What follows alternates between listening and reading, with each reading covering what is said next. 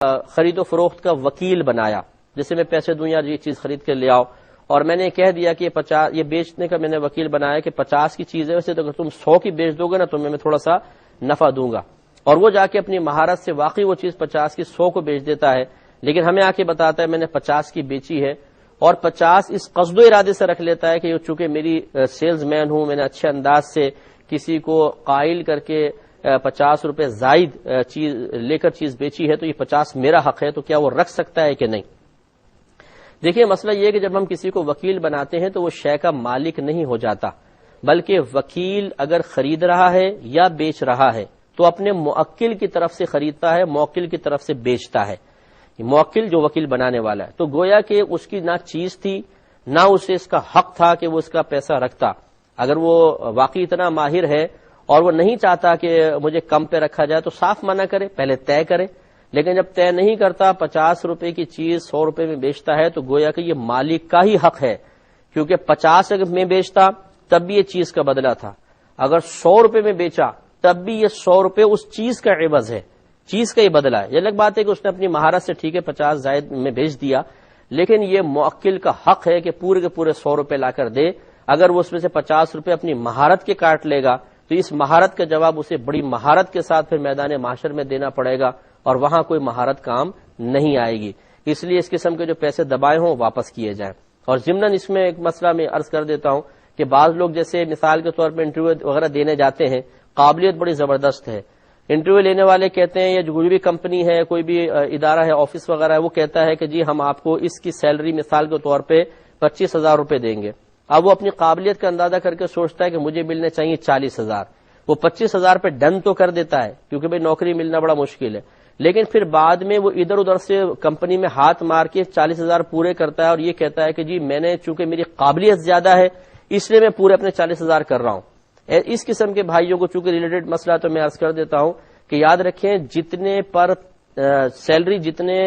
طے ہوئی ہے اس سے 1 پیسہ بھی زیادہ لینا اس کے لیے حرام ہوگا۔ اگر وہ سمجھتا ہے کہ میری 40,000 کی قابلیت ہے تو پھر وہ پہلے طے کرتا، اگر طے 25,000 کیا ہے اور آفس والے اس کو اس کی قابلیت سے کم یہ 25,000 دے رہے ہیں تو بہرحال چونکہ رضامندی کا اظہار کر دیا تو اس سے زیادہ لینا اس کے لیے شرعاً جائز نہیں ہے۔ اگر کوئی ناجائز ذریعہ اختیار کر کے اپنی تنخواہ بڑھائے گا مالکان کی اجازت کے بغیر تو وہ گنہگار ہوگا، اس میں ضرور خیال رکھا جائے۔ ایک کالر ہمارے ساتھ میں پہلے تو یہ ایک کویشچن یہ کیا کہ اگر کوئی شخص قرآن عظیم کو بھی مانتا ہے، تمام احادیث کا اقرار کرتا ہے لیکن کسی ایک حدیث کا انکار کر دیتا ہے تو اس شخص کے بارے میں کیا شرعی حکم ہوگا؟ دیکھیں مسئلہ یہ ہے کہ پہلی بات تو یہ دیکھی جائے گی کہ وہ انکار کرنے کی وجہ کیا ہے، کیا اس وجہ سے انکار کر رہا ہے کہ اس کے نزدیک وہ حدیث نبی کریم صلی اللہ علیہ وسلم سے ثابت نہیں ہے، جیسے ہزاروں جھوٹی حدیثیں اس وقت بھی معاشرے میں گردش کر رہی ہیں۔ اگر اس قسم کی وجہ سے وہ انکار کر رہا ہے تو اس میں تو کوئی حرج نہیں ہے بلکہ بہت محمود ہے، کیونکہ جھوٹی حدیثیں جن کو موضوع حدیث کہا جاتا ہے اس کے وضع کو ذکر کرنا بہت ضروری ہے، لوگوں کو بتانا چاہیے کہ یہ وضع کردہ حدیثیں اپنے پاس سے گھڑی گئی ہیں، ان کا انکار کیا جائے، یہ تو بہت اچھی بات ہے۔ لیکن اگر کوئی صحیح حدیث ہے، صحیح حدیث سے مراد جو نبی کریم صلی اللہ علیہ وسلم سے متصل ہے، اس کا نبی کریم صلی اللہ علیہ وسلم کا کلام ہونا کسی بھی طریقے سے ثابت ہے، پھر وہ اگر اس کا انکار کرتا ہے اور ویسی کسی معقول وجہ کے بغیر کر رہا ہے تو ہم اس کو زیادہ سے زیادہ گمراہ کہہ سکتے ہیں، یہ کوئی کفر وغیرہ نہیں ہے۔ تو دونوں صورتیں اچھی طرح دیکھ لی جائیں۔ میں نے فرمایا کہ ٹینک میں کوئی پانی وغیرہ ڈال رہے تھے تو اچانک ایک چھپکلی ٹینک کے اندر نظر آئی بھاگتی ہوئی، تو اس کو بڑا تلاش کیا لیکن بعد میں نظر نہیں آئی، تو ٹینک کے پانی کا حکم کیا ہوگا؟ دیکھیں زندہ چھپکلی جو ہے وہ ناپاک نہیں ہوتی ہے، اگر یہ پانی میں بالفرض گر بھی جاتی اور آپ اس کو نکال کے زندہ ہی باہر پھینک دیتے تو پانی پہ کوئی فرق نہیں پڑتا، کیونکہ فی نفسی ہی چھپکلی کا ظاہری بدن کوئی ناپاک نہیں ہے، نہ یہ ایسا ہے کہ کوئی درندہ ہے کہ اس کا لعاب منہ اگر پانی کے اندر ڈل جائے گا تو اس سے وہ ناپاک ہو جائے گا۔ ہاں اگر یہ چھپکلی مر جاتی تو اس کا بلڈ ہوتا ہے، وہ پانی سے متصل ہو کے پانی کو ناپاک کرتا۔ اس پہ تھوڑا سا کلام مزید کریں گے لیکن ایک مختصر سے بریک کے بعد۔ میرے ورد لب ہے نبی نبی پھول ہوں۔ بسم اللہ الرحمن الرحیم۔ سوال یہ چل رہا تھا کہ اگر ایک زندہ چھپکلی ٹینک میں اچانک غائب ہو گئی ہے، اگر غالب گمان بھی ہو کہ بالفرض پانی میں گر گئی ہوگی تو کیا اس پانی کو ناپاکی کا حکم دیں گے یا نہیں؟ تو ہم آپ کی خدمت میں عرض کر رہے تھے کہ چھپکلی کا ظاہر بدن اور اسی طرح اس کے منہ میں اگر بالفرض لعاب بھی ہو تو وہ بھی پاک ہوتا ہے، اور اس کی بڑی وجہ یہ ہے کہ نبی کریم صلی اللہ علیہ وسلم ایک دفعہ وضو فرما رہے تھے تو ایک بلی وہاں پر آئی، ترمذی کی روایت ہے، نبی کریم صلی اللہ علیہ وسلم نے پانی اس کے آگے کر دیا، اس نے پیا اور وہ چلی گئی، اور اسی پانی سے نبی کریم صلی اللہ علیہ وسلم نے وضو فرمایا، اور پھر ارشاد فرمایا کہ یہ بلی جو ہے طوافین اور طوافات میں سے ہے۔ طوافین طوافات اسے کہتے ہیں جو بار بار چکر لگانے والے ہوں، جیسے طواف میں ہم چکر لگاتے ہیں، تو گویا کہ نبی کریم صلی اللہ علیہ وسلم نے اس بلی کے جھوٹے کے پاک ہونے کی علت خود ذکر کر دی کہ چونکہ بلی بار بار گھر میں چکر لگاتی ہے، اگر اس کے جھوٹے کو ناپاک قرار دے دیا جائے تو یہ کبھی دودھ میں منہ ڈالے گی، کبھی پانی میں منہ ڈالے گی، تو پانی کو بھی